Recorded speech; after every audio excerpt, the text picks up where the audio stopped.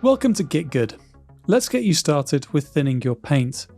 Before we get into the video, if you like this content, make sure you subscribe and let us know what other topics you'd like to see covered. Thinning acrylic paints is essential for achieving smooth, even coats without obscuring fine details.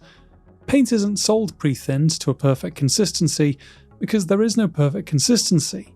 We need different consistencies for our paint depending on what we are doing. Let's lay this out. On the left-hand side of the chart, we have acrylic paints at their thickest. Imagine something with the consistency of yogurt. On the right, paints at their thinnest, closer to water than anything else. We move our paint from the left-hand side of the chart to the right by adding water. As we do this, the properties of the paint changes. It loses coverage, becoming more transparent. It flows off the brush faster, and it settles flatter onto the model, preventing texture buildup. It's worth noting here that we can add mediums or professional thinners instead of water, but we'll cover that in a separate video. Personally, I use water for nearly all of my paint thinning. So when we look at the spectrum of paint thinness, we understand why there isn't a perfect consistency, but rather different consistencies for different tasks. When we're base coating, we prioritise coverage, and therefore want a paint consistency closer to the left. When we're layering, we want good coverage without texture, so we move further to the right. With glazing, we want practically zero coverage, so we move nearly all the way to the right. Now, none of these are definitive points, and your ideal consistency will depend on your personal style and what you're trying to achieve in a given moment, but these are good check marks. The starting point for different paint brands varies too.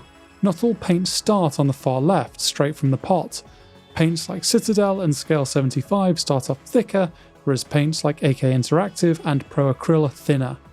Paint consistency can also vary in brand by colour, so familiarity with a paint brand will help you in thinning.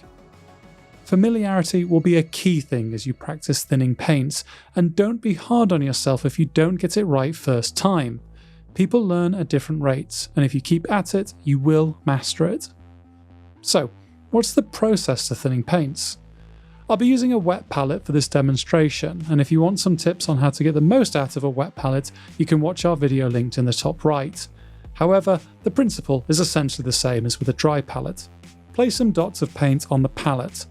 We're not going to thin these directly, but rather draw from them to thin elsewhere on the palette. This lets us create multiple consistencies of one paint. In this example, I'm using Scale 75, Citadel and AK Interactive paints, so you can see the difference in consistency straight out of the pot. So, we have the paints, now we just need water. Add a large drop of water to the palette. We'll use this to draw from to thin the paints. While in principle you could take water from your water pot, that paint will be contaminated with other colours, so it's not ideal for what we want. Take a small amount of one of the paints and place it on the palette and then clean your brush. I'm using a cheap synthetic brush here because I don't want to put my nice brushes through this punishment. With your clean brush, dip it into the water drop to get a small amount of water and then mix this into your paint. We don't want to mix too much water into the paint as we can always add more.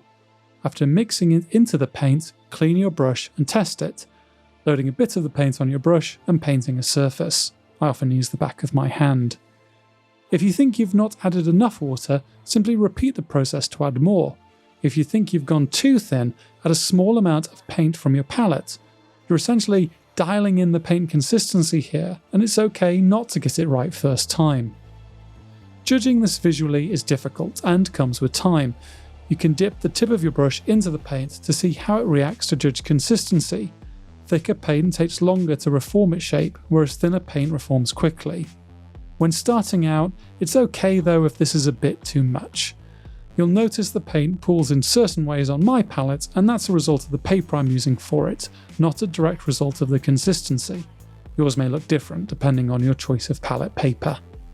And that's the process. Get paint, get water, mix in a little bit at a time with your brush and test. Once you have the consistency you want, use it. Right, you have the knowledge. Get your paints, get thinning, and start creating those smooth finishes. Get painting, have fun, get good.